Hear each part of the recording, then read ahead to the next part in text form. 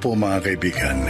Ngayong araw na ito, maririnig natin ang testimonya ni Kate at ng kanyang mga pinagdaanan bilang panganay at breadwinner ng pamilya.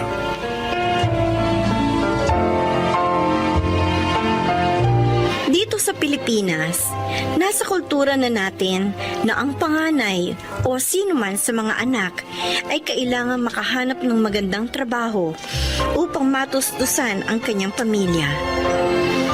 Nakaugalian na natin na upang masuklian ang mga sakripisyo ng ating mga magulang sa pagpapaaral sa atin, kapag nakapagtapos tayo, nakaatang na sa ating balikat ang responsibilidad na mag-provide para sa pamilya. Bagamat hindi naman ito mali, ngunit minsan naaabuso ang breadwinner kagaya ng aking naranasan.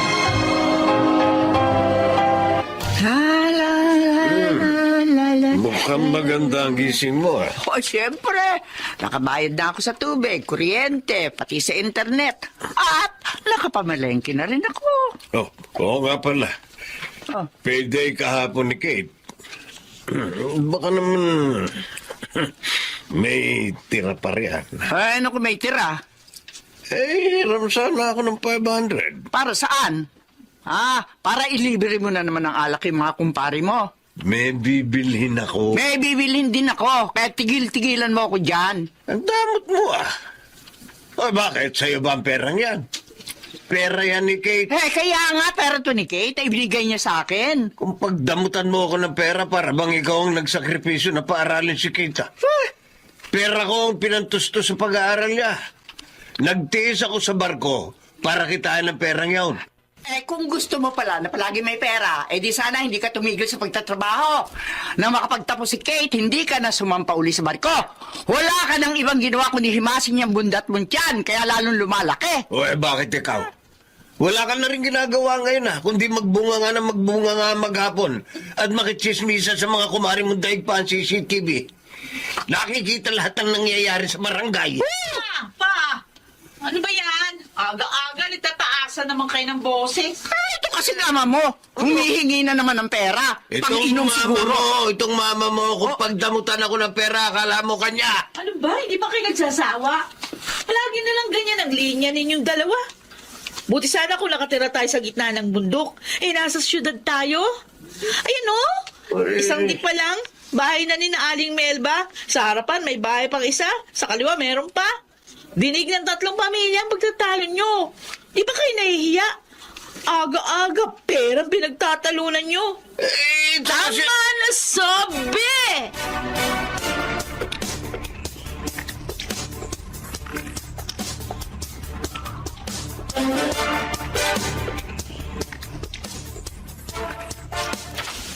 Ano? Wala na namang natira sa sweldo mo? Kate, akala ko ba gusto mo nang magpakasal tayo? Kung gusto mong talagang bumuo ng pamilya, sana tumigil ka na sa labis na pagsuporta mo sa pamilya. Kate, 30 anyos ka na at isa pa, 2 na lang sa mga kapatid mo nag-aaral. Si Rica may trabaho na rin. Hindi pa naman kaya ni Rica na tustusan ng lahat ng pangangailangan sa bahay. Kakarampot naman yung sweldo nun. Hindi pa regular sa trabaho niya. Paano tayo? Ilang taon na mula lang mag-propose ako. Pero hanggang ngayon, engagement ring pa rin ang suot natin. Romel, konting panahon pa, please. Ito lang masasabi ko sa iyo, Kate. Kapag hindi mo nagawang bitiwan ang pagiging breadwinner mo, kahit mag-asawa na tayo, tiyak, sa'yo pa rin aasa ang pamilya mo. Kaya ngayon pa lang, magdesisyon ka na.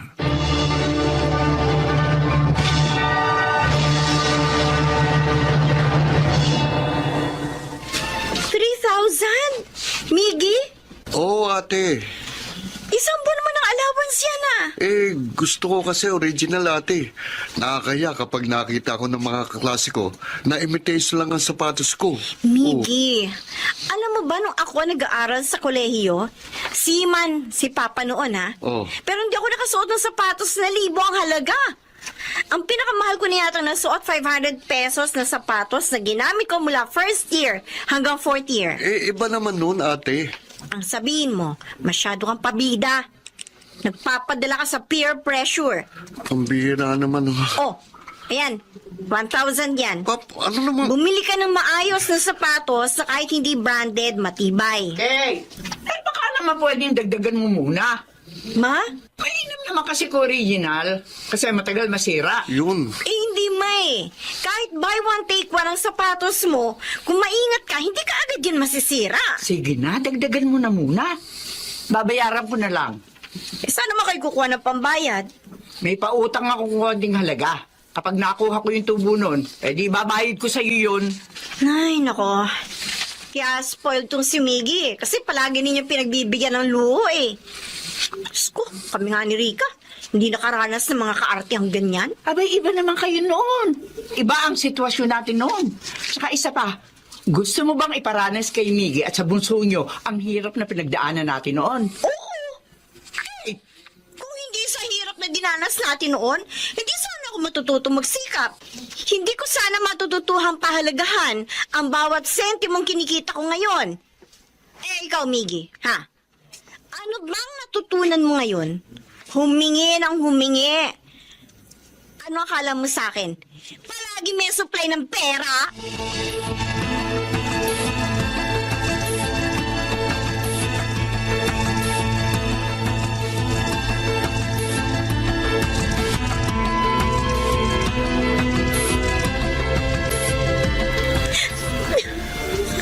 Ate, pasensyahan mo na si Mama. Sama-sama talaga ng loob ko, Rika. Ay, Lahat na lang iniaasa nila sa akin. Sa'yo. Alam mo bang nag-aaway na kami ni Romel kasi hindi kami makaipon ng maayos para sa kasal namin? Kasi napupunta na lang lahat dito sa bahay. pasensya ka na ate. Hindi pa ako nakakatulong ng maayos. Eh, di mo naman kasalanan to eh. Sa totoo lang, hindi naman responsibilidad ng anak na buhayin ang pamilya niya. Pero ginagawa ko to dahil gusto ko makatulong at ibalik kahit konti man lang yung mga pagsasakripisyo nila na mapalaki at mapagtapos tayo. Kaya lang, minsan parang sobra naman eh. Nakakapagod na. Gusto ko na rin mabumuo ng sarili kong pamilya. Pero paano kung ganito? Nakatali ako sa ganitong responsibilidad.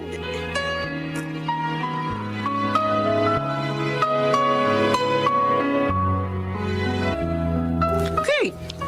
Bakit ito lang? Mula ngayon, Ma, ganyan na lang ang ilalaan kong budget para dito sa bahay. Ano? Paano ipang-araw-araw nating gastusin? Pasensya na kayo. Kapag ibinigay ko na ibinigay sa inyong mahigit 50% na sweldo ko, eh, hindi naman ako makakaipon. Wala pong matitira sa akin. Kailangan ko na rin pagtuunan ng pansin ang sarili kong plano. Alam mo ha, nung isang araw ko pa napapansin yan, na parang nagiging mahigpit ka pagdating sa pera. Pati si Miggy, napagbuntunan mo. Bakit? Nagmamalaki ka na ba? Palibhasa, ikaw itong may malaking kinikita sa pamilyang ito. Wala kang utang na loob. Binihisan ka namin, pinag-aral, pinakain. Walang utang na loob, Ma. Dahil lamang gusto kong gawing priority ang sarili kong kinabukasan. Wala na akong utang na loob. Ma, pinalaki niyo ba ako para sa huli singilin na lahat na ibinigay niyo sa akin? Ganito ba talaga maging isang mabuting magulang? At bakit? Ganyan ba ang ugali ng isang mabuting anak? Ang pabayaan ng pamilyang bumuhay sa kanya? Hindi ko sinabing pababayaan ko kayo, Ma! Ang sabi ko, kailangan ko na rin pagtuunan ng pansin. Pareho lang yun! Ano nangyayari dito? Ito walang utang na loob mo, anak. Nagmamagaling na. Akala mo kung sino na. Nagkaroon lang ng magandang trabaho. Akala mo. Kate. Kate, sige na. Umalis ka na. Ako na ang bahala sa mama mo.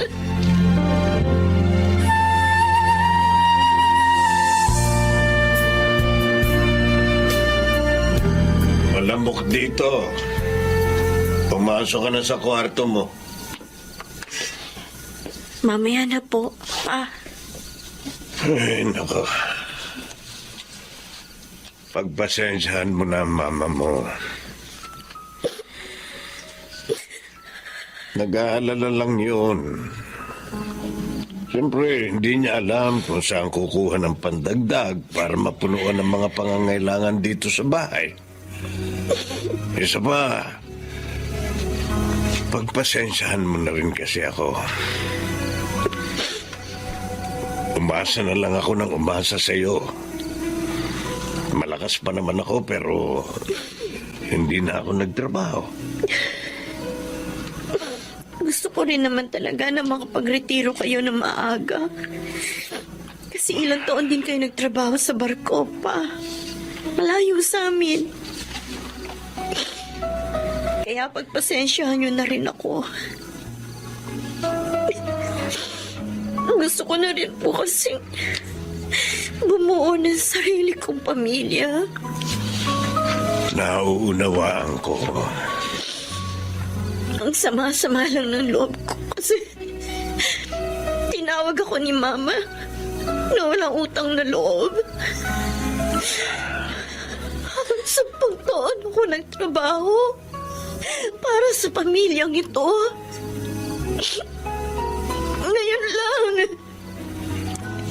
Ngayon lang ako nagsabi, naiisipin ko na rin ang sarili ko. Masama ba yun? Hayaan mo lang. Kakausapin ko mama mo. Paliliwanagan ko siya. Pasensya ka na kung nararamdaman mo yan ngayon, Kate. Pero ito ang sasabihin ko sa'yo. Hindi mali ang desisyon mo.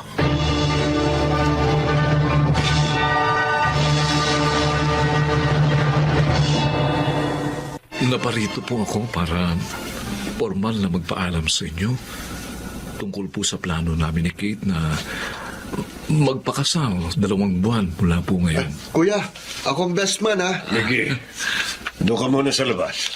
Hindi ka kasali sa usapan. Oo na. Basta Kuya Romel, best man ako ha. Matagal na po namin itong pinagplanuhan. Wala namang problema. Magpakasal na kayo. Kasi mag-e-expire na matris ni Kate. At isa pa, baka kapag natagalan pa, hindi na yan makapag-asawa. Kasi puro na lamang kami ang iniisip niyan. Ma, Kate, anak, pasensya ka na sana nung una, hindi kita naunawaan. Pero nang lumaon, napagtanto kong tama nga naman. Hindi mo maaaring isakripisyo ang sarili mo mga plano para lamang sa amin. Kailangan mo na ring bumuo ng isang pamilyang pagtutuunan mo ng oras. Atensyon, pagmamahal. salamat sa pagkunawa, Ma. Salamat po. Bukas na bukas din. Maghahanap na ako ng mga ninong at ninang ninyo.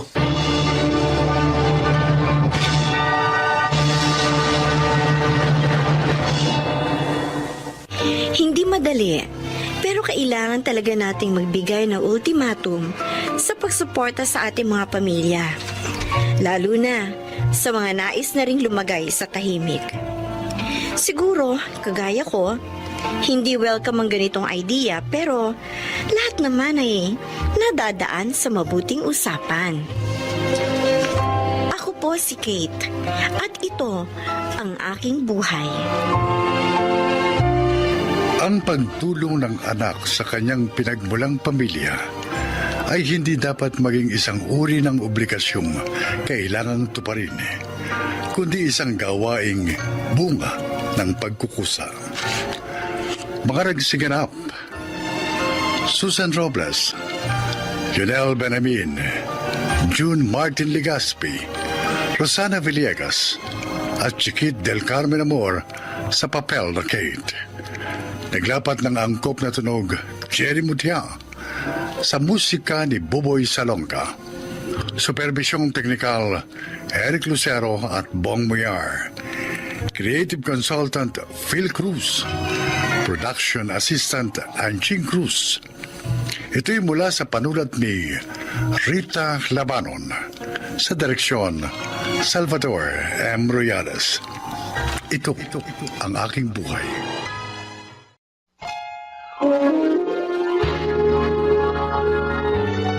Kauna-unahan sa Pilipinas. Manila Broadcasting Company.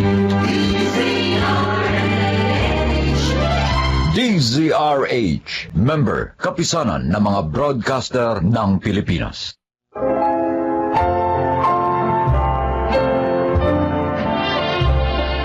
Magandang araw po mga kaibigan.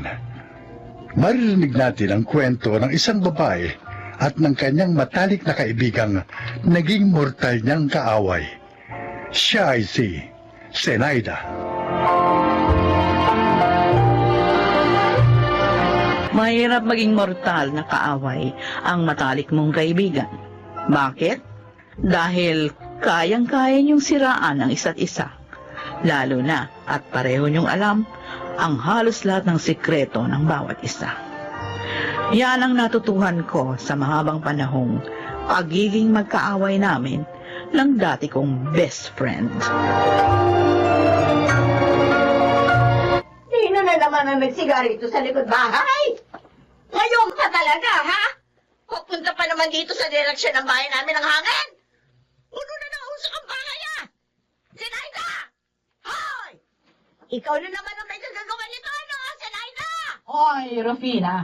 Tulog ang apo ko, ha? Huwag kang maingay. Kung ayaw mo hagisan kita nitong baga. Aba, ang ikaw pa itong matapang dyan, ha? Kung hindi ka nagsigarito, tahimik sana tayo. At anong gusto mo? Itambak ko ng itambak ang mga basura namin dito? Hanggang sa maging parang payatas na itong bakuran ko? Di sana sininggihan mo na rin yung sarili mo. Kasi basura ka rin naman. Ah, ganon. Ma! Ma! Ay, nako, hintayin mo ako dyan at tatawid ako dyan. O, sige. Tumawid ka nang maisama kita rito sa mga sinusunog kong basura. Total, plastic ka. Ma! Ma, tama na yan. Tama mo, Tayo na ha? sa loob. Sige. Hindi! Bitiwan mo nga ako, Gingging. Tayo na sa loob.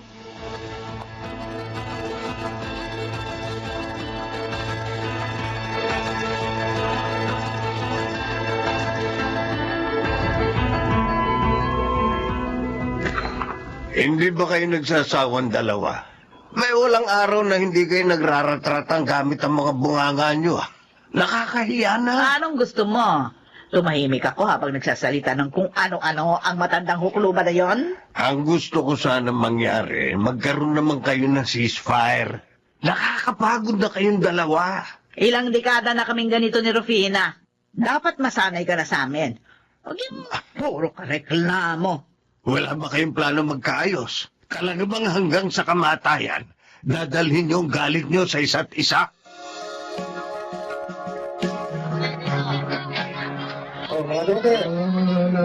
Oh, ibigay ko na sa itong lahat ng isdang ito, ha, Ging? 200 na lang ito para makauwi na ako. Talaga, Banjo? Oo. Sige, hindi ko yan tatanggihan. At saka, pauwi ka na ba? Ha? Sumabay ka na sa tricycle ko. Ay, oo. Pero, teka lang, bibili mo na ako ng pansahog dito. Okay, sige. Total, magliligpit pa naman ako, hintayin kita, ha? Sige, Banjo. Pero doon lang kita sa may papasok sa atin ibababa, ha? Makakagalitan na naman ako ni Mama kapag nalamang pinasakay kita, eh. Oo, ayos lang. Naiintindihan kita. Bakit naman kasi ang ayaw ng mga nanay natin? Naipasa pa sa ating mga anak nila, eh. Ay, nako. Ang mainam pa, Banjo. Sa paningin lang naman talaga tayo hindi nagpapansinan eh. Kapag hindi naman sila nakatingin, magkakaibigan naman tayo, di ba? Sa bagay nga, tama ka. O sige, bibili mo na ako ng gulay. O sige, oh. Hihintayin kita rito.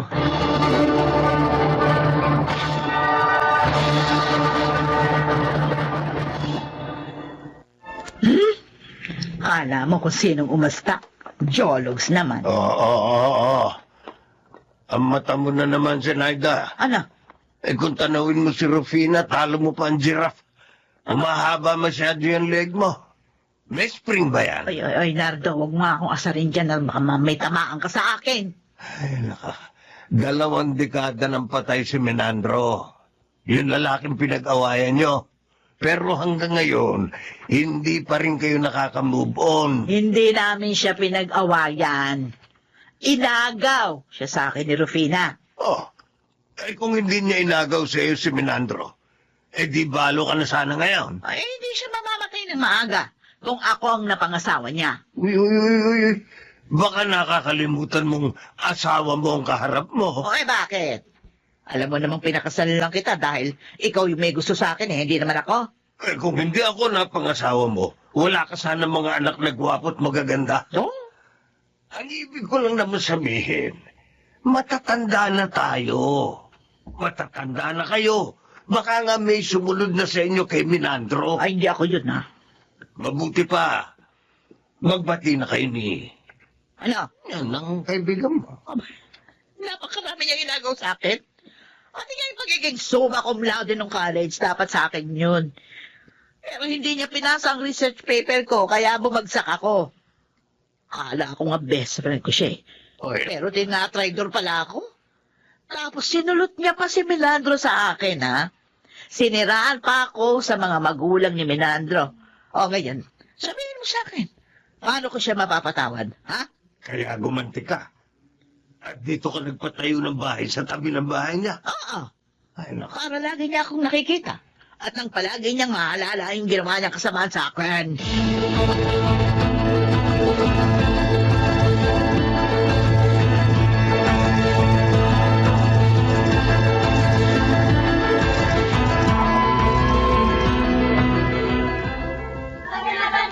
Oh, isang piling na lang itong saging. Bilhin nyo na. Akin na ito! Oh. Akin! Ano ba ito? Nag-aawa Ano ka. nakahawak dito? Anong ikaw? Ay, tingnan mo nga ako. 2 kamay ko nakahawak sa saging. Oh, Rufina, Sanaida. Bitiwan nyo saging malalabog eh. Baka hindi ko na yan maibenta. Bibilin ko ito. Ako ang bibili nito. Kano ba ito, Ente? 180 yan. Malalaki yan. Oo, ito, ayan, 200 yan. Keep the change. Hindi, Ente. 220. Ako na ang bibili Hindi, nito. hindi, Enteng. Ito, 250. Nadagdagan ko ng 50. Sa akin na ito. Ano ba kayong dalawa? Ano? Kung gusto nyo, pareho ng saging na yan. Teka ha, hahatiin na lang natin yan. Hindi, kaya kong bilhin ng isang pili na ito. Kaya hindi ako papayag na may kahati. Ganon, ha? Ano ba? Bitiwan nyo nga ito! Bitiwan nyo! Hindi ko na lang ito pagbibili. Ay, di ba? Pinagtagan na nga namin ang presyo, kaya mo pa. Ikaw ang agrabyado niya, no? Ako na tuloy yung inaaway nyo ngayon. Ako naman Mula yun. ngayon, hindi na ako bibili ng saging sa'yo. Ako rin, hindi na ako bibili ng saging. Ano ba? Ako pa bang mali?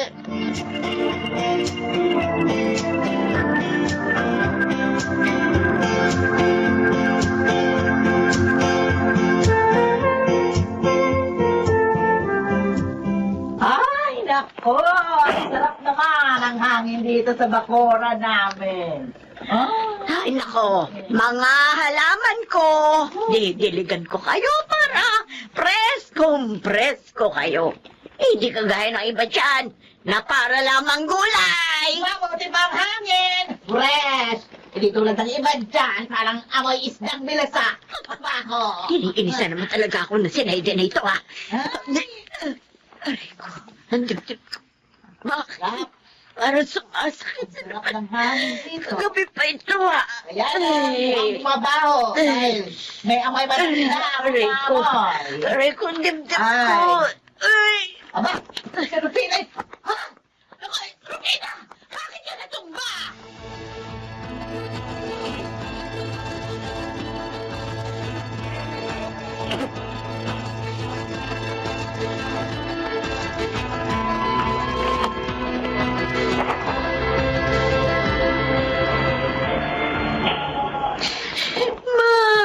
Gingging, anong sabi ng doktor?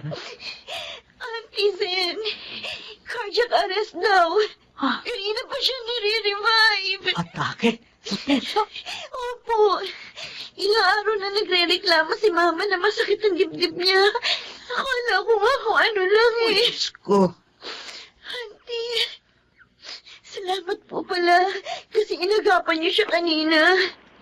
Kung hindi kayo humingi ng tulong, baka hindi ka agad siya naisugo dito sa ospital.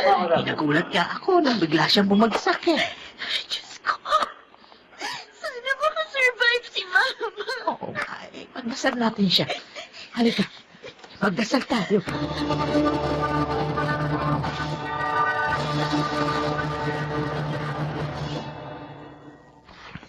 Ano, Banda? Ano sabi ni Jingjing? Wala na pa. Wala na si Auntie Irvina. Oh, Diyos ko. Anong sinabi mo? Patay na raw. Nagising lang daw ng isang araw at isang gabi. Pagkatapos kaninang umaga, inatake uli. Oo, patay na.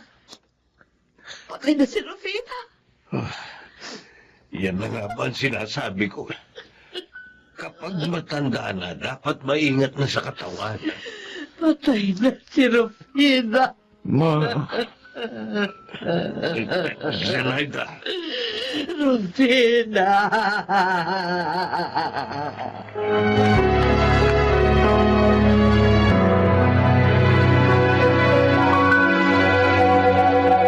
Salamat sa pagpunta, Auntie Sen. Nakikiramay ako. Ting. Maupo po kayo, Auntie. Hindi naman totoo na hindi ko pa siya napapatawad. Oh, Matagal ko na siyang napatawad. Kaya nga, nakaya kong tumira malapit sa kanya. Kaya lang, sa lahat ng mga nangyari, talagang hindi naman kayang bumalik ko sa dati. Pero ang bawat away at sigawan naming dalawa, parang pagpapahiwatig yun na napapansin pa rin naman namin ang isa't isa na malakas pa kaming pareho at kaya pa naming sumigaw at magsabunutan minsan. Pero tama si Nardo. Sana hindi kami nabuhay sa mga nakalipas na panahon sa ganong paraan. Sana mas naging mapagpakumbaba kami sa bawat isa. ganun din naman po si Mama. Isang beses, nung bumabagyo, sinisilip niya po ang bahay ninyo. Tapos sabi niya, mukhang magigiba na raw ang bahay niyo. Mabuti raw ang bahay namin matatag. Pero alam ko, paraan niya yun para tingnan kung safe pa ba kayo.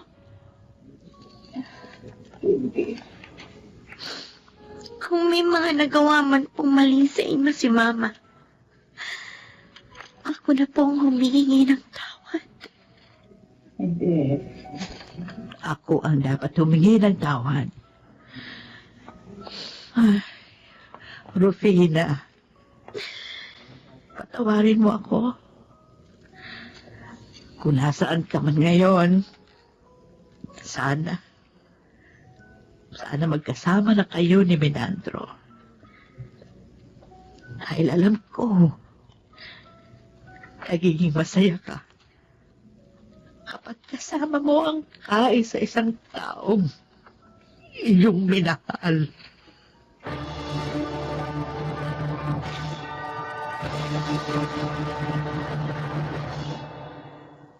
Hindi ko alam na sa ganung paraan matatapos ang kwento naming dalawa ni Rufina. May mga pagsisisi pero huli na ang lahat. Ngayon, gusto kong sabihin sa mga nakikinig na kung may mga tao mang nakasakit sa inyo, patawarin niyo na sila. Alam kong mahirap, pero wala namang masama na subukin. Masakit kung hihingi tayo ng tawad sa taong wala nang kakayahang marinig ang ating tinig. Ako si Zenaida at ito ang aking buhay. Maikli lamang ang buhay at masasayang ito kung paiirali natin ang pride.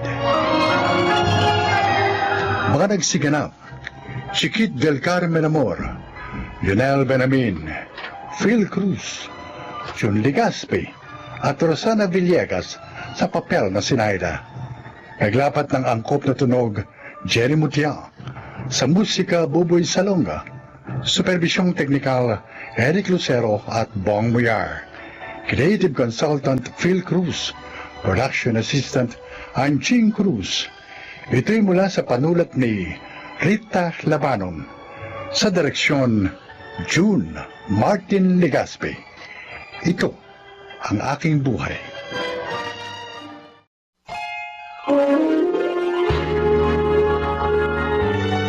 Kauna-unahan sa Pilipinas. Manila Broadcasting Company. DZRH, member, kapisanan ng mga broadcaster ng Pilipinas.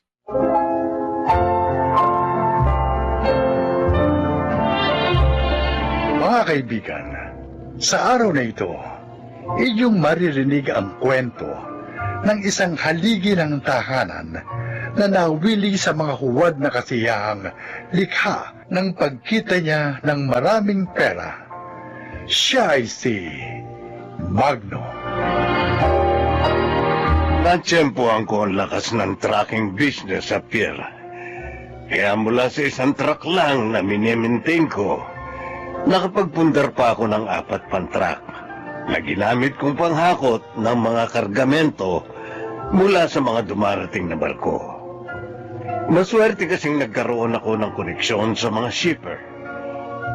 Kung kaya naging madali na sa akin ang pagpapatakbo ng negosyo ko sa pantalan.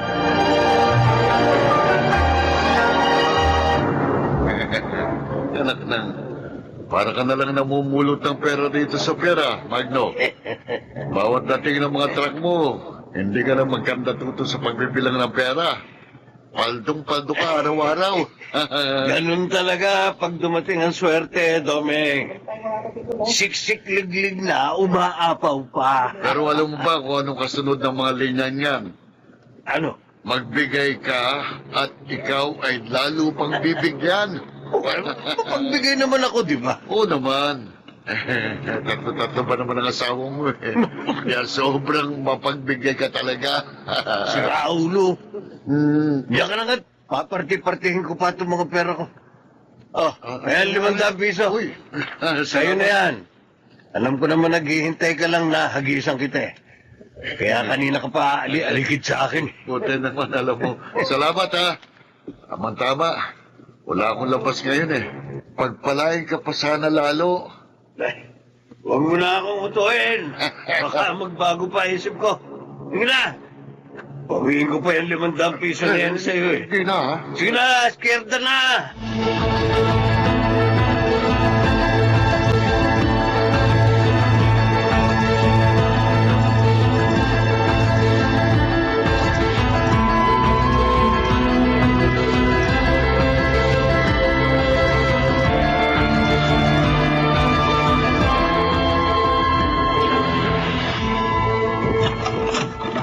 Oh, negro. Ba't ka nandito? Anong problema mo? Kung makasita naman kayo, parang inis na inis kayong makita ko, haling pa rin. Eh, kasi nga parang nakikita ko yung pagmumukha ni Magno. Pag nakikita rin kita, nabubuisit ako sa inyo pareho. Dumaan lang naman ako rito para ibigay itong sustento nyo eh. Pero, huwag daw niya siyang hintayin mamaya. Dahil hindi na daw siya uwi rito. Ay, ano naman bago rin sa amo mo? Saka hindi ko naman talaga siya hinihintay umuwi. Umuwi siya kung saan niya gusto. Mabuti nga yun. Wala akong pagsisilbihan. Ang sarap kaya nang walang pinagsisilbihan. Haling pa rin. Kahit ano pa ang sabihin nyo, pagdating ng araw, sa inyo at sa inyo pa rin uuwi si Mang Magno. Di ba? Sabi nga ng iba, pagkahaba-haba man daw ng posisyon. Ay, naku, tama na, tama na. Ang mabuti pa, ibigay mo na sa akin yung pera. Pagkatapos, umalis ka na. Hindi ako nang marinig pa yung mga sinasabi mong prosesyon na yan. Hindi ako interesado.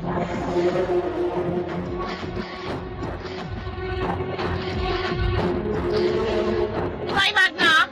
Baka akala mo, hindi ko alam yung tungkol sa babaeng taga-biraw sa tinira mo sa barangay 123, no? Ang bilis mo talaga sa balita, no, Betty? Nako! Wag ko lang mababalitaan na mas malaki iniintrega mo sa kanya. Number 3 lang siya, ako number 2. Wag siyang ano, ha? Umayos ka rin. O ano? Kapag nandito ako, huwag kang dakdak ng dakdak. Ano gusto mo? Gaya ngayon, sa halip na nagpapahinga ako rito, bunganga ka ng bunganga. Basta gawin mo lang yung papel mo, tapos!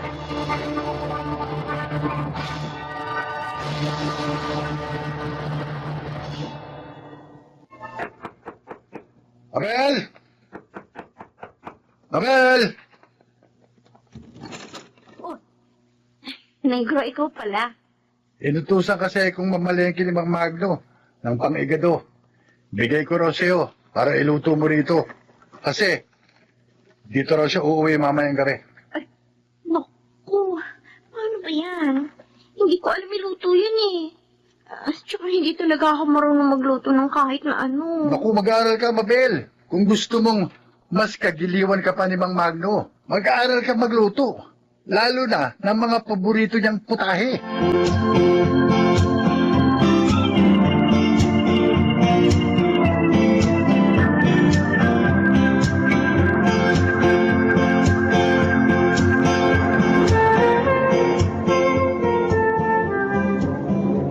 Magno, bakit? Anong nangyari sa mga truck mo? Eto saan to pumapalya na raw umaga na, sabi ng mekanikong tumingin. Ako. Yun namang nasa unahan, baterya naman ang problema. Paano yan? Ang dami pa naman barkong padating ngayon. Yun nga ang pinanghihinayangan ko Tapos yung kinikita ng 3 truck na bumabiyahe pa, napupunta lang din sa upgrade at maintenance ng lahat ng truck. Nitong huli puro gastos ang inabot ko sa mga truck ko. Ang mahirap pa, kapag nasingitan ka ng ibang trucking sa shipper, malaki talaga mawawala sa'yo. Wala naman akong magagawa kapag gano'n ang nangyari. Karapatan ng shipper na kumuha ng serbisyo ng ibang trucking. Lalo na kung dagsa ang mga kargamento.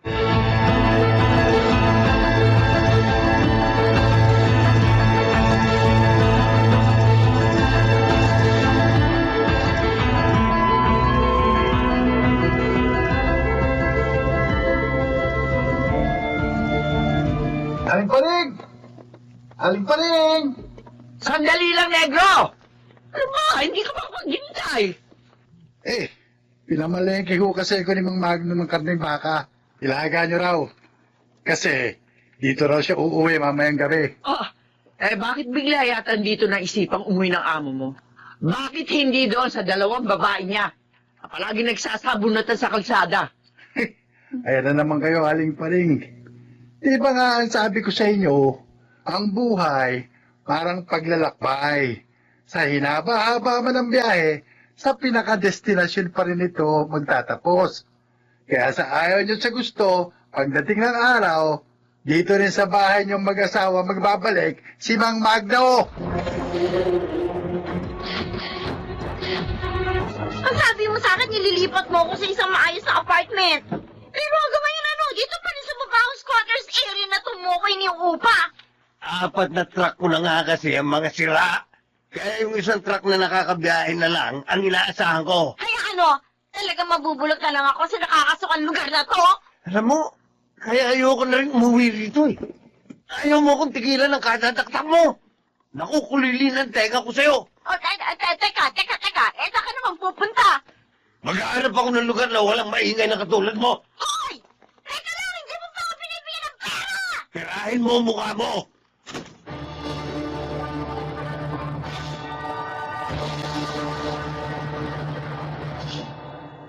Okay lang yun. Talaga namang ayoko na makisama pa diyan kay Magno. Total, hindi naman niya matutustusan yung mga kapritsyo ko. Natural. Hanap ako ng ibang bubuhay sa akin, ano? Ganon talaga ang buhay, Betty. Wala naman talagang permanente. Alam ko yan, Negro. Hindi mo na kailangan sabihin sa akin yan. Ako pa, kabisado ko na ang buhay. Ako nga, nalungkot din ang masira ng lahat ng truck ni Mang Magno. Kasi nga, doon din ako umaasa sa ikabubuhay namin ng nanay ko. Hindi ko rin napaghandaan ang pangyayari. Masyado rin kasi akong nauwili sa madaling pagkita ng pera. Sipin mo, abot-abot ang perang sumasampa sa mga kamay ko.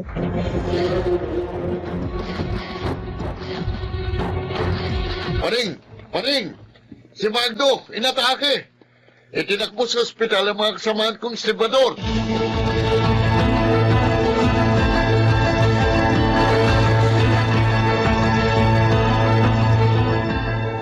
Mild stroke lang naman ang tumama sa'yo.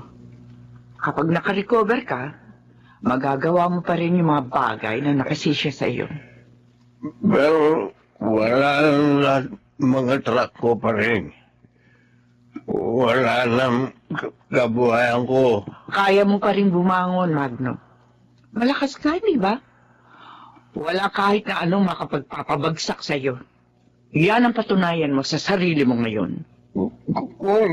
Kung gusto kong magbago, matutulungan ba ako?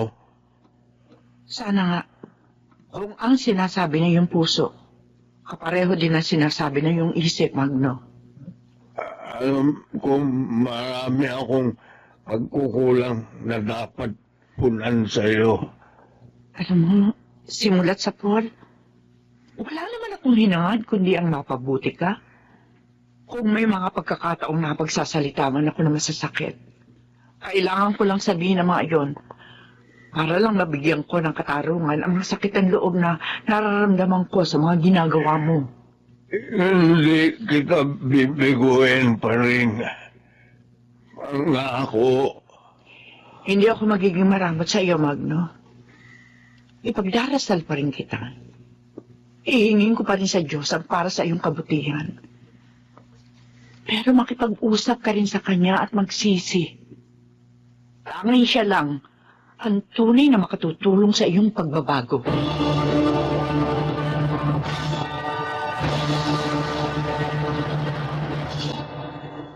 Siguro nga, pinitik ako ng nasa itaas. Kung kaya sa isang iglap, na walang lahat sa akin ang tinatamasa kong mga sarap ng buhay. Inabuso ko ang pera sa maling paraan ang paggamit nito. Ang higit na nakapagsisisi, hindi ko napaghandaan ang mga pagsubok. Gusto kong makabawi sa lahat ng pagkukulang ko kay Paring. Kung kaya sa kanya ko inialay ang sinimulan kong pagbabago. Ako si Magno, at itong aking buhay. Dais ng tao na palaging makaranas ng mga kasiyahan sa buhay. Ngunit, pansamantala lamang ang lahat ng ito at maaaring mawala sa isang iglap. Makamit man natin ang lahat ng ito, darating pa rin ang pagkakataon na tayo ay masasaktan at mahihirapan. Mga nagsiganap, Phil Cruz, Jun Legaspi, Susan Robles, Rosana Villegas, Chiquit del Carmen Amor, at Lionel Benjamin sa papel na Magno. Naglapat ng angkop na tunog Jerry Mutiang sa musika Buboy Salonga, supervisyong teknikal Eric Lucero at Bong Muyar, creative consultant Phil Cruz, production assistant Anching Cruz. Ito'y mula sa panulat ni Sel Barlam, sa direksyon June Martin Legaspi at Maynard Landicho Jr. Ito ang aking buhay.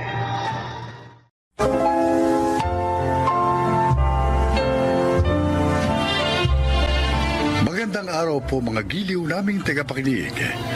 Marinig natin ang paglalakad ng isang individual na pinalad makahanap ng mga taong bumago sa kanyang buhay. Siya ay si Lucas. Ako si Lucas. Nagtatrabaho ko bilang isang family driver.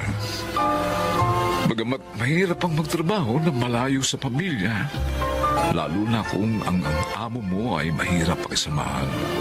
Subalit, tiniis ko ang lahat para lamang maitaguyod ko ang aking mag-iina sa probinsya. Dala-dala ang paniniwalang lahat ng ating sakripisyo ay nagbubunga. Ayusin niyo to bago ako makabalik mamaya. Kung hindi, malilitigan kayo sa akin. Kailan? Usok na naman ang ilong ko sa galit. Lunes pa man din ngayon. Lucas! Yes, sir. May pupuntahan tayo. Yes, sir. Oh.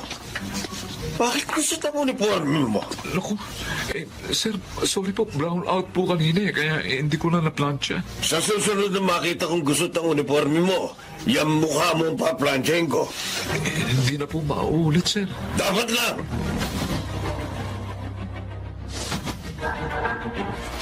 Mang Lucas, Uy, Sir Jay, good morning po. sumabog na naman ang bulkan kanina. Maraming namatay. Buti po, hindi kayo nakasama. Anong hindi? Akong sumalo ng unang buga.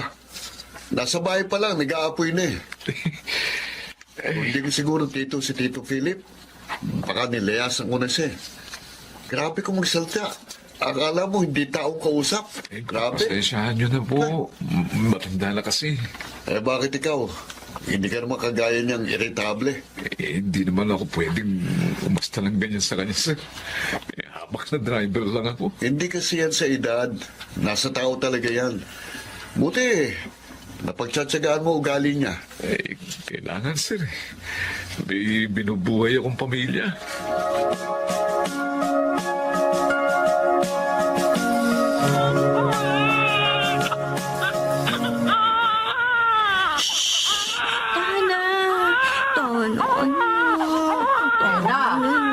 Bakit ba iyak ng iyak yan, ha? Nay, nilalagnat po kasi. Hindi ko alam po bakit. Ha? Patingin nga. Aba, mukhang may kabag din siya. Ano po bang gagawin ko? Mabuti pa ipa-check up mo na. Wala po akong pera eh. Hindi pa nakakapagpadala si Lucas. Ako nang bahala. Sige na, magbihis ka na. At dalhin mo si Buboy sa ospital. Pahihiramin na lamang muna kita ng pera. Saka mo na bayaran yun. Pero na. Sige na. Mamaya, lumala pa ang nararamdaman ng anak mo kung pababayaan mo lang ang dinaramdam niya. Sige na, sige na. Ako na magbabantay kina Mika at Kiko. Salamat, Nay.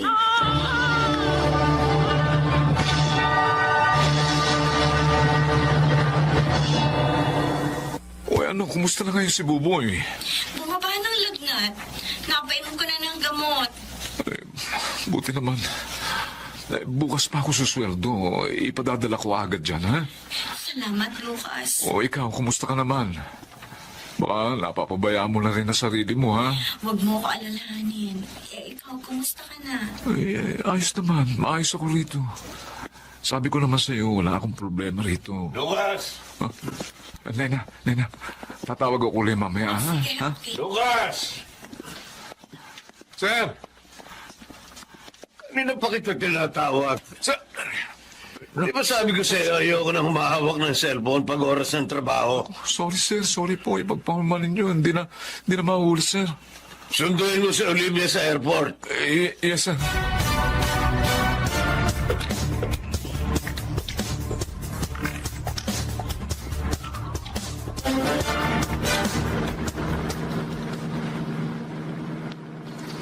Oh, magkita na lang tayo bukas, ha?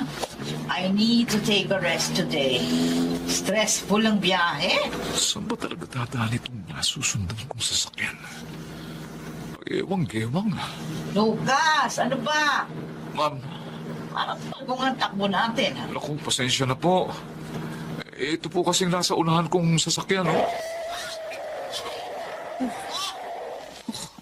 Buti na lang nakapreno ko. Ano ka ba? Di ka ba marunong magpreno? Ha? Tangal ka? Muntik na ako masubsob sa front seat. Oh, sorry po. Hindi ko po sinasadya.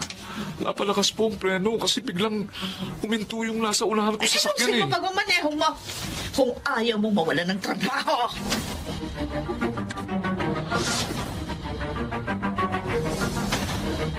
May 7 taon na ang panganay niyo sa susunod na linggo. Wala bang planong umuwi si Lucas? Kinausap ko na nga po kanina, Nay. Sabi niya, susubukan niya magpaalam sa boss niya. Oo, kasi ang huli niyang uwi, halos 2 taon na, di ba? Opo. Talo pa nga niya, OFW. Subsub nga po sa trabaho eh. Sabi niya kasi, gusto niya na makapagpatayo kami ng sariling bahay para hindi na kami nakikipisan dito sa inyo. Eh, ayos lang naman sa amin ang tatay mo na dito muna kayo sa bahay. Pero mas mainam pa rin po yung meron kang sarili, di ba ho? Kaya lang paano naman kami makakapagpatayo ng bahay kung ganito nauubos lang sa mga gastusin na kinikita ni Lucas. Kaya tuloy minsan, parang gusto ko na magtrabaho eh. Para matulungan ko siya sa paghahanap buhay.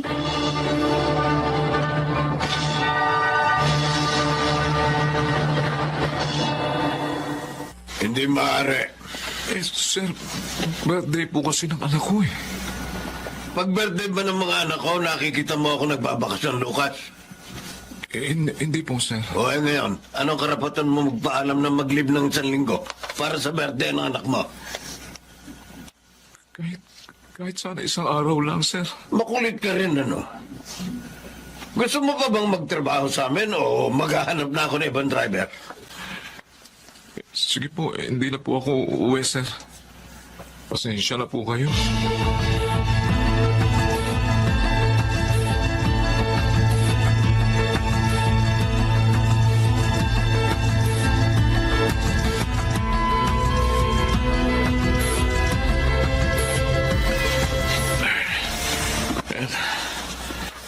Makindam na sa sasakyan. Hindi na ako nito mamalasin kay Sir. Mang Lucas! Ay, Sir Jay. Oh, ano na ang plano mo ngayon? Plano? Bakit, Sir? Oh, di ko pa ba nababalitaan? Ang alin, Sir? Pupunta ng US si na Tito Philip. Oh, Baka daw doon muna sila ng mga 5 taon. Depende kung sasabihin ng doktor. doktor, Sir? Oo, may Bakit? sakit yung panganay nila. Ha? Oo, nung 1 linggo lang nalaman. Kailangan ipagamot. Ganun ba, Sir? Aalis na sila bukas makalawa. Naku, paano kaya ito? Mawawalan pala ako ng trabaho? Mo, Mang Lucas. Kapag may nalaman ako naghahanap ng driver, sasabihan kita. Ha? Naku, sige, salamat. Salamat, Sir G. But- Kailangan ko talaga ng trabaho eh.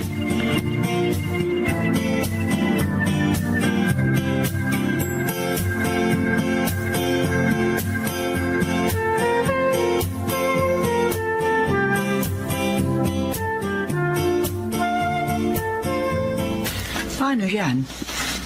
Mahirap pa namang maghanap ng trabaho ngayon.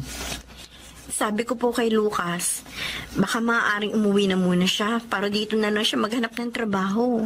Ano naman na makukuha niya yung trabaho dito? Ano, babalik siya sa pagdadrive ng tricycle. Kakarampot naman ng kita. Mahirap maging mahirap, Nay. Ay, sinabi mo pa.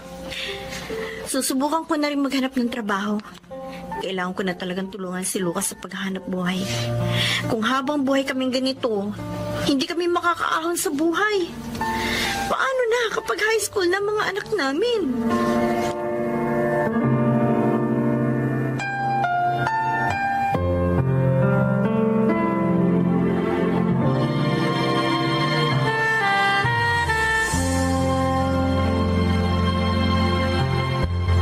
Lucas, Yes, ma'am. nagpapasalamat kami ng sermo sa iyong serbisyo sa aming pamilya.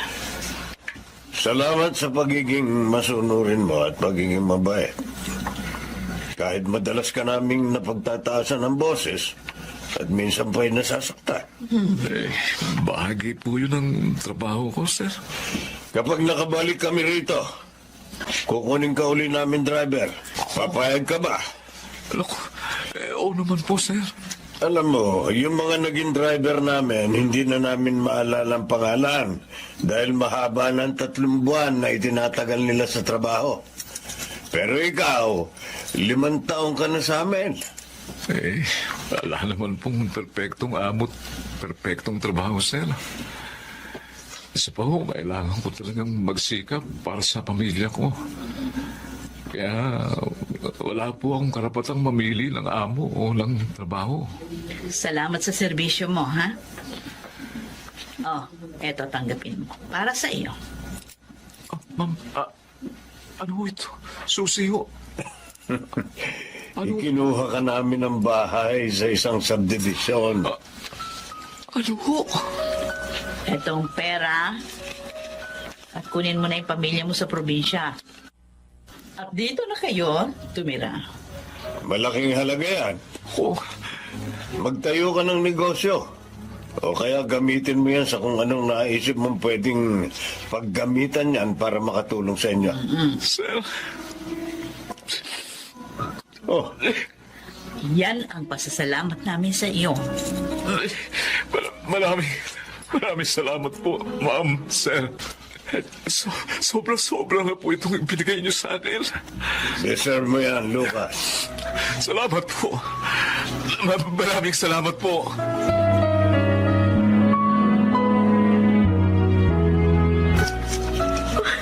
Hindi pa rin ako makapaniwala na may sarili na tayong bahay, Lucas. Lena, Umiiyak ka na naman. naalala ko lang yung mag-asawa. Kung magsalita sila, masakit. Alam mo, ilang beses ko rin naisip na layasan sila. Pero nagtiis ako. Dahil sa pangangailangan natin. Iniis ko ang bawat masasakit na salita. Pati yung mga pang-iinsultong natatanggap ko mula sa kanila. Pero tingnan mo kapalit ng pagtsatsaga ko, Lena. Mapalit ka, Lucas. Mapalit tayo. Napakabuti ng Diyos sa atin. Totoo ngang lahat ng mga pagsasakripisyo at pagtitiis natin, nakikita ng Diyos. At lahat ng yun ay pinapalitan niya ng ginawa. Ngayon, maaari na tayo magsimula ng bagong buhay natin. Salamat. Salamat sa Panginoon at hindi niya tayo pinabayaan. Akala ko mawawalan ako ng trabaho eh. Hindi ko inakalang biyaya pala ang tatanggapin ko ngayon. Natin, ha? Diyos ko, salamat po. Salamat po sa buhay ng mga amo ko. Salamat po.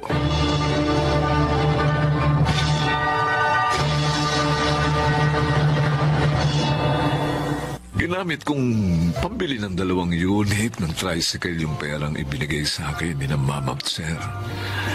Ngayon, 5 lang ang tricycle namin ni Nela. Maayos na ang buhay namin ngayon at araw-araw ay nagpapasalamat ako sa Diyos dahil sa ibinigay niyang biyaya sa aming pamilya. Ang mga dati kong amo. Mahirap man ang buhay. Kapag nagsisikap tayo at nagsasakripisyo, darating ang panahong aanihin natin ang kabutihang bunga nito. Ako po si Lucas at ito ang aking buhay. Bawat sakripisyo ay may kapalit na biyaya.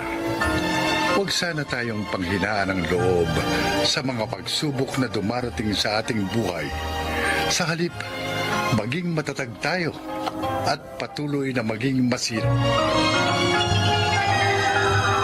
Mga nagsiganap: Chiquit del Carmen Amor, Susan Robles, Lionel Benjamin, Rosana Villegas, Phil Cruz, at June Martin Legaspi sa papel na Lucas. Naglapat ng angkop na tunog Jerry Mutia sa musika ni Boboy Salonga. Supervisyong teknikal Eric Lucero at Bong Muyar. Creative consultant Phil Cruz. Production assistant Anching Cruz. Ito'y mula sa panulat ni Rita Labanon. Sa direksyon Salvador M. Royales. Ito ang aking buhay.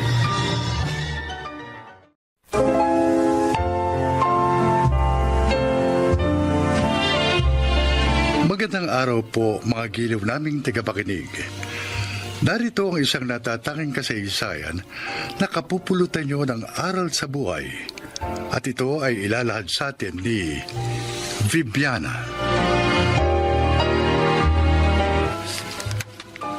Isa akong hilot. Tinatawag ng mga magulang kapag may pilay o kaya lagnat ang kanilang mga anak. Ngunit kabilang din sa mga hinihilot ko ay yung mga misis na may marami ng anak. Pakinggan nyo ang aking kasaysayan. Eto mga dahong ilalagay nyo, Tintoy. Sabihin mo kay Marina, ilaga ito. At sa kanya inumin yung pinaglagaan, ha? Ano ba ang lasa ng mga yan, Aling Bibiana? Mapait. Pero ayos lang yun. Para nga reglahin na siya. Ngayon, kung hindi pa rin makuha, saka ko siya hihilutin uli bukas. Sana naman makakuha na. Ayaw na kasi namin madagdagan pa ang 6 naming anak. Makukuha yan. Hindi ba, magdadalawang buwan pa lang ikaw mo yung tiyan niya? Oo. Kaya pa yan. Dugo pa lang yan eh. Pagkatapos, magpreno ka na, Tintoy. Oo. Huwag bomba ng bomba. Uy. Para hindi na madagdagan yung mga tinamaan. Ano, naintindihan mo?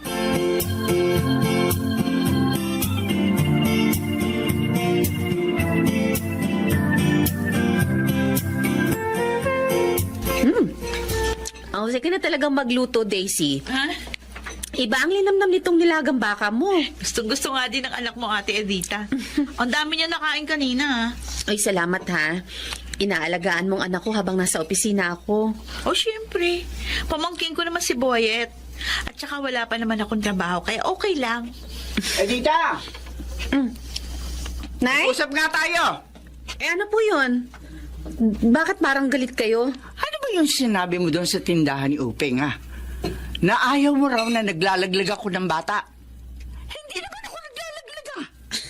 Nay, kaya ko sinabi yun dahil iyon ang nararamdaman ko. At saka, tinanong ako ni Aling Upeng kung gusto ko bang ginagawa niyo. Hindi nga ako naglalaglag. Pero hinihilot niyo po yung mga ginang dito sa lugar natin na delayed ang menstruation. Oo. Kaya nga hindi paglalaglag yon dahil dugo pa lang yung nasa tiyan niya. Hindi pa tao yon. May buhay na po yun, inay. Kaya nga pumipintig ni. At kasalanan sa Diyos ang ginagawa ninyo. Hoy! Tinutulungan ko yung mga kapitbahay natin para hindi na maragdagan pa yung marami nilang anak. Ginagawa nyo yun dahil binabayaran nila kayo. May sobra ka, ha? Sinasabi mo bang mukha akong pera, ha? Abay, kung magsalita ka, para bang ang linis mo. Samantalang dalagang ina ka nga. Pumatol ka sa may asawa. Kaya nga may anak ka ngayon, eh. Nay naman, O ano? huwag niyo naman pagsalitaan ng ganyan si Ate Edita. Ay, huwag ka makialam dito. Kung nagkamali man ako nung pumatol sa may asawa, at least, itinuwid ko ang pagkakamali ko. Hindi ko inilaglag ang anak ko. Hindi katulad nyo. Abat! Alam nyo nang mali ang ginagawa nyo, itinutuloy nyo pa rin. Wala akong galang. Nay! Sinampal nyo ako. Totoo naman ang sinasabi ko, ah. Wala kang karapatan magsabihan ako ng ganyan.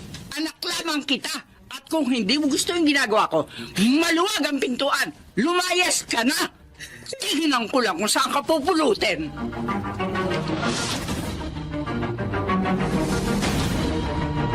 Ate! Saan ka pupunta? Bakit mo iniimpake yung mga gamit niyo ni Boyet? May nakita na akong titirhan namin. Malapit sa pinapasukan ko. Aalis na ako dito, Daisy. Huwag mo na lang intindihin si inay. Galit lang yun, kaya nakapagsalita ng ganun. Ugali na talaga ni ina yun. Ang isumbat ang nagawa kong pagkakamali.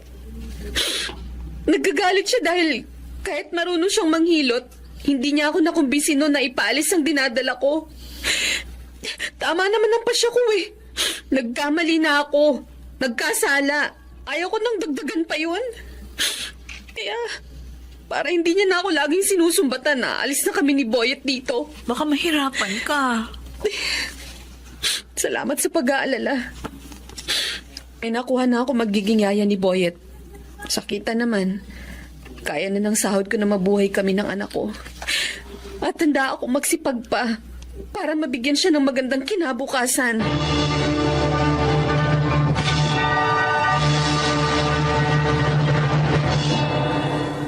Ano? Hindi. Hindi totoo ang sinabi mo, Roland. Patawarin mo ako, Daisy. Pero ayoko na lukuhin ka pa. Hindi kita mahal.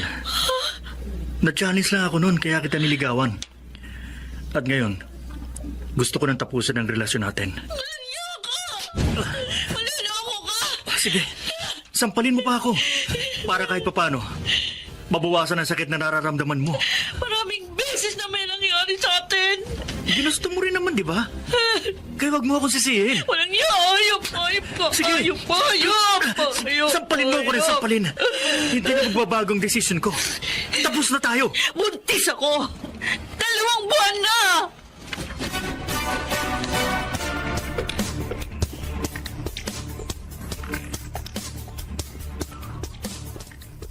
Walang hiya pala ang Roland na yun eh. Niligawan ka kahit hindi ka mahal. Pinaglaroan ka lang. Walang hiya siya. Masamang ugali. Inay. Kalimutan mo na ang gagong yan. Pasalamat ka na lang na habang maaga. Nalaman mo yung tunay niyang ugali. Lalong mahirap na humiwalay kung kasal na kayo. Pero buntis ako, inay. Ano? 2 buwan na. Ano? Gaga ka palit! Bakit ka nagpabuntis, ha? Ano ka na ngayon? Ang hirap sa'yo ang tanga mo! Katatapos mo pa lamang ng kolehiyo, nagpabuntis ka na! Aalisin natin yan. Total, 2 buwan pa lamang naman yan. Ayoko! Ano ayaw mo? Natatakot ako sa Diyos! Tanga! Ayoko! Maiintindihan ka ng Diyos, pero hindi ka maiintindihan ng mga tao. Lalaitin ka at pagtatawan ng kanila. Tayong lahat, tulad ng ginawa nila sa walang hiya mong ate. Pero ayoko pa rin, inay! Ayoko! Daisy! Bumalik ka rito! Daisy!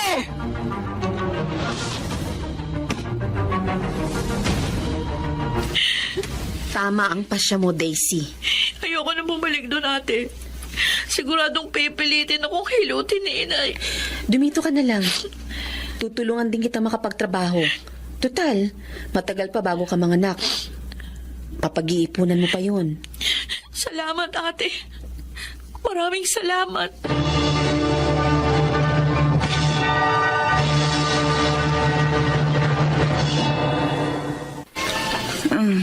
Kuya Nardo, napasyal ka. Oh, pero bakit ganyan ang itsura mo, Bibiana?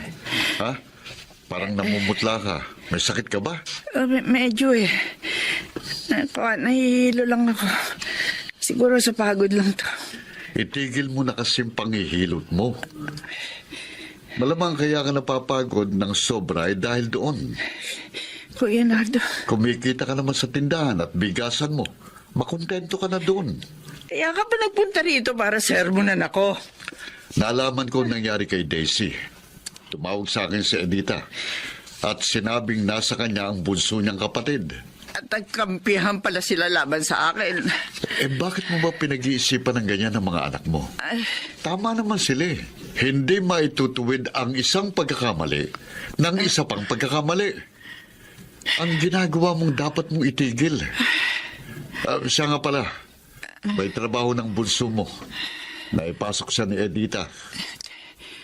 Mabuti. O, teka. Bakit biglang napahawak dyan sa kama mo? Kuya, ilong. Ha? Ano? Oh, Bibiana! Wala nang malay ang kapatid ko. Oh, bakit namili ka pa ng mga kailangan dito, Daisy? Ate Edita, gusto kitang tulungan. Nahihiya ako sa'yo eh. Ano ka ba? Kapatid kita. Kaya tayong dalawa ang dapat magtulungan.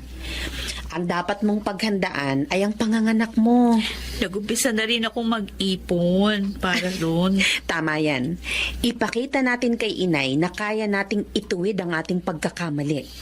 Nang hindi naglalaglag ng bata. Pero alam mo, namimiss ko si inay. May nag-text sa akin. Sandali babasahin ko muna. Hindi. Bakit, ate? Sino nag-text? Si Junardo. O anong sabi? Nasa ospital yung si Inay. Ha? Na-stroke.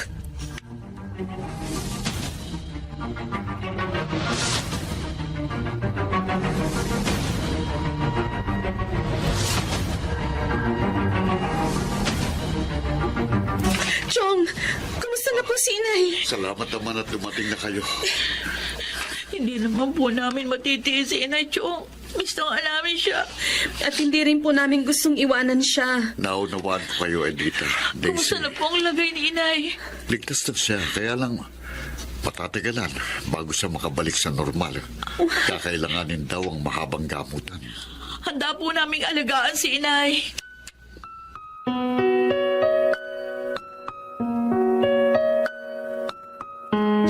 Narito na po tayo sa bahay, Nay. Dito, mas makakapagpahinga na kayo ng maayos. At pupuntahan na lang po kayo dito ng therapist nyo. Huwag na po kayong umiyak. Baka mabinat pa kayo niyan. Oo nga. Nay, huwag kayo mag-alala. Hindi po namin kayo pababayaan. Salamat, mahal ko. Salamat. Mahal namin kayo, Inay. At yung mga pinagdaanan po natin, kalimutan na po natin yun. Magsimula po tayong muli ng isang bagong buhay.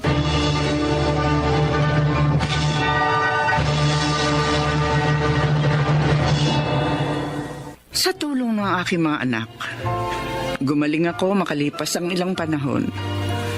Ngunit hindi ko na binalikan pa ang dati kong gawain. Naisip ko, marahil ginamit na paraan ng Diyos ang aking pagkaka-stroke upang ituwid ko ang mali kong gawain. Sana po'y kinapulutan niyo ng aral ang aking kasaysayan.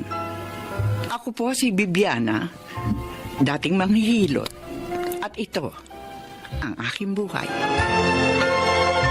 Ang isang ina ay dapat na maging huwaran ng kanyang mga anak. Kaya marapat lang na ituwid ang kanyang kamalian. Mga nagsiganap, Jenaline de la Cruz, Rosana Villegas, Phil Cruz, Maynard Landicho Jr., Lionel Benjamin, at Susan Robles sa papel na Viviana. Taglapat ng angkop na tunog, Jerry Mutia. Sa musika ni Buboy Salonga. Supervisyong teknikal, Eric Lucero at Bong Muyar. Creative consultant, Phil Cruz. Production assistant, Anching Cruz. Ito'y mula sa panulat ni Telma Corporal Alcantara. Sa direksyon, Salvador M. Royales. Ito ang aking buhay.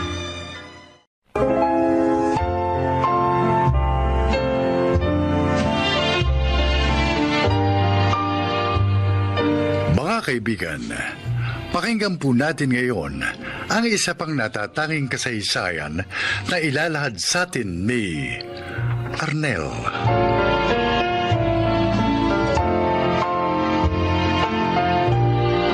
Seventeen kami ni Yoli nang magtanan kami dahil buntis na siya.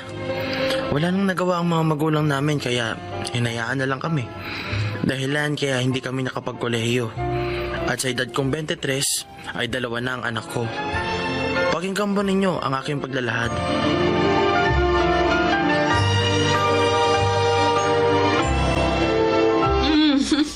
Arnel, lutan mo. Uy, ang sweet naman. Ingit ako Sana all. Hindi pwedeng sana all, Makmak. Dahil ako lang ang gusto ni Santi.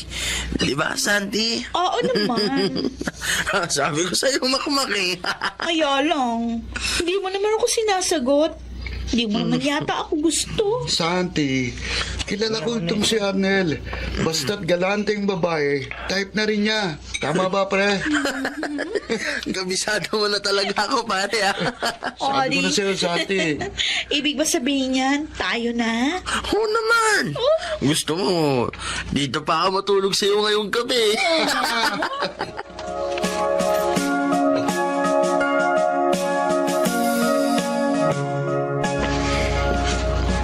Yun po ang natuklasan ko, Nanay Sonia. May babae po siya.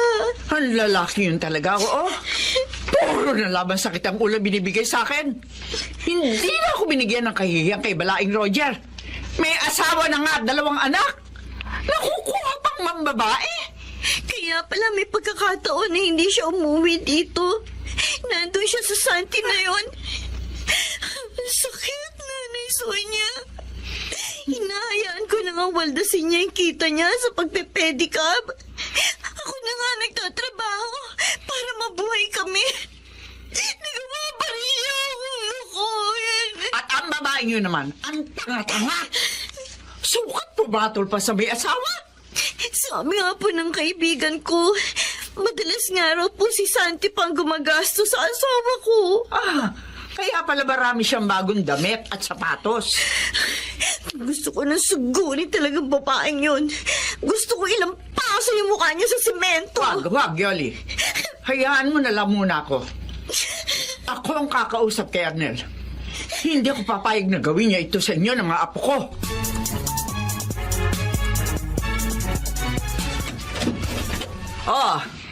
Buti naman umuwi ka pa. Bakit gising pa po kayo, Nay? Huwag akong tanungin mo. Ako ang dapat magtanong sa'yo. Saan ka galing, ha? Kaya naman, Kamak. Doon lang naman ako madalas eh. Tsaka sa iba naming barkada. Sinungaling.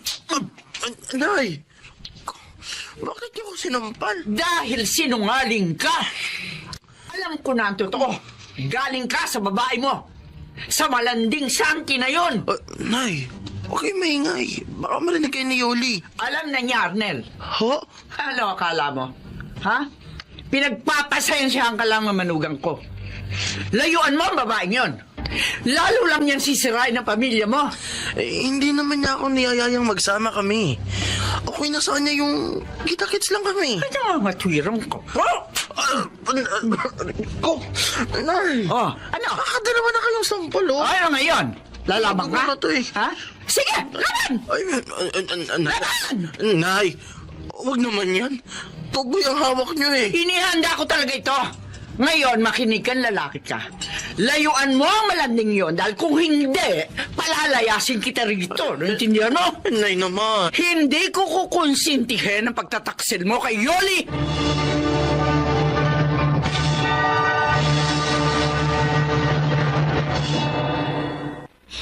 Narito na ako sa bahay ni Santi. At nakita ko nung umalis si Arnel. Hinalikan pa niya ang asawa ko. Malandi talaga. Hindi na nahiya sa mga tao. Makikita mo yun sa akin. Kakatok na ako. Oh! Arnel, my love! Bakit ganyan ka kumatok? Bakit bumalik ka? Oo, sandali, nandiyan na. Ako naman, kumakakatok eh. Sino ka? Hindi mo pala ako kilala? Pues, magpapakilala ako sa iyo. Ay! Aray ko! Bakit ka nanampal? Maldita ka! Ikaw ang maldita! Ikaw ang malandi! Ano ba? Maalo ka ng asawa! Hindi ba mamumula? Nasasaktan ako! Talagang sasaktan kita, Gaya! Isusubsub ka ang mukha!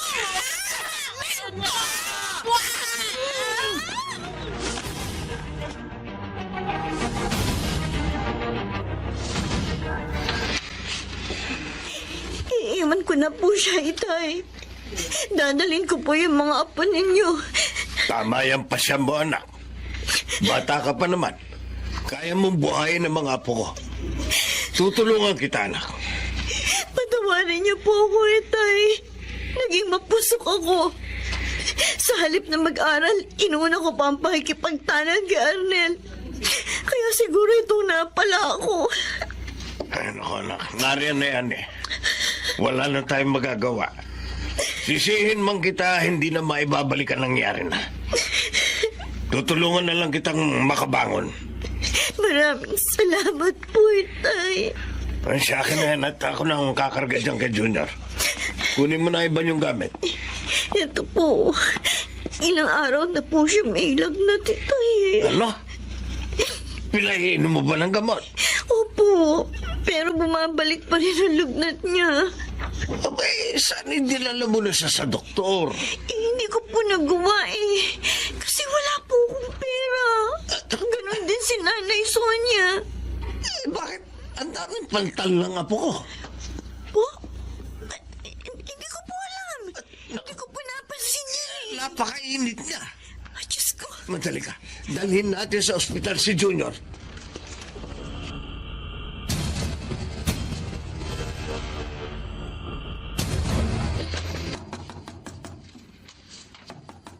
Sandali! Ano ba naman, Mac?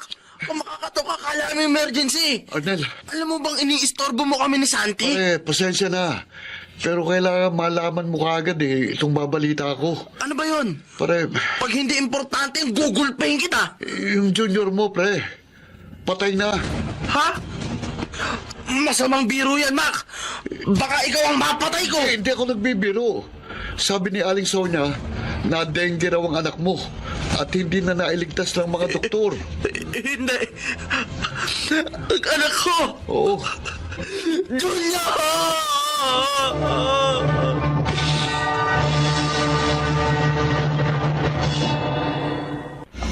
Patay na nga ang anak ko. Ang anak ko. Anong ginagawa mo dito? Doon ka na lang magbabad sa kama ng babae mo. Yoli. Lumayas ka. Yoli, Lumayas patawarin mo ka! ako. Gusto ko makasama ang anak natin kahit sa huling sandali. Ikaw ang may kasalanan kaya namatay ang anak natin.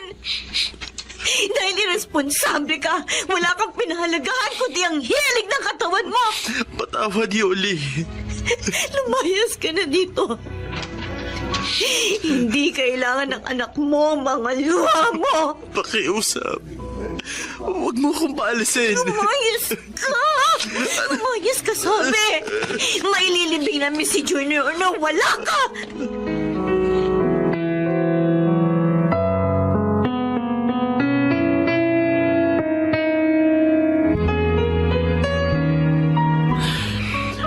Nakaalis na ang lahat na nakipaglibing kay Junior. Pati na si Nayoli. Lalapit na ako sa puntod niya. Junior, anak. Alam kong malaki ang kasalanan ko sa iyo. Naging irresponsable ako. Hindi ako naging mabuting ama. Patawad, anak ko. Alam ko, hindi mo na ako maririnig. Pero hindi ko matiis. Sumbat ng budhi ko. Patawad, Junior. Patawad, anak ko.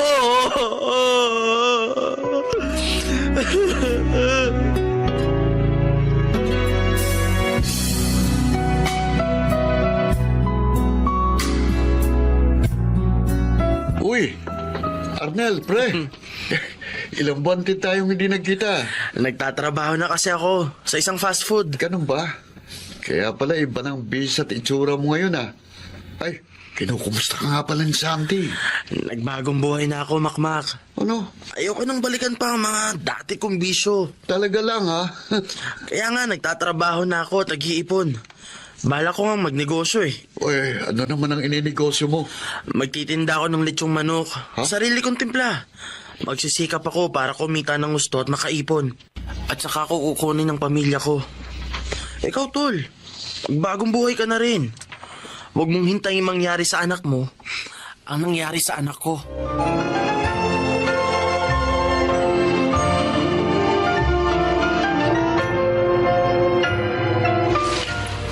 Tay, groceries na to? Dami ah. Hindi, anak. Dala yan ang asawa mo. Ah? Arnel? Ako nga, Yoli. Pinatuloy ko sa anak para makapag-usap kayo ng maayos. Naparito ko para humingi muli ng tawad sa'yo. At kung papayag ka, kukunin ko na kayo ng panganay natin.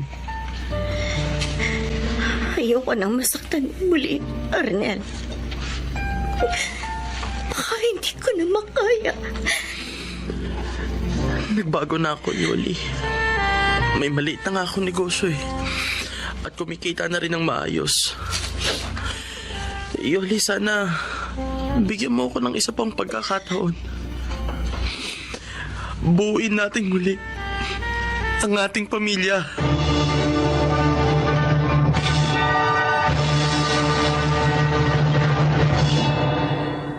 Sa awa ng Diyos, napatawad din ako ni Yoli at muling nabuo ang aming pamilya. Ngunit isang bagong pamilya na dahil ganap ko nang itinakwil ang pagkamapusok at pagka-irresponsable. Sana po'y kinapulutan ninyo ng aral ang aking inilahad. Ako si Arnel, isang batang ama, at ito ang aking buhay. Mga nagsiganap, Chiquit del Carmen Amor, Susan Robles, Lionel Benjamin, Phil Cruz, Rosana Villegas, at Angelo Alcantara sa papel na Arnel. Naglapat ng angkop na tunog, Jerry Mutia, sa musika ni Boboy Salonga. Supervisyong teknikal, Eric Lucero at Bong Muyar. Creative consultant, Phil Cruz. Production assistant, Anching Cruz. Ito'y mula sa panulat ni Telma Corporal Alcantara. Sa direksyon, Salvador M. Royales. Ito ang aking buhay.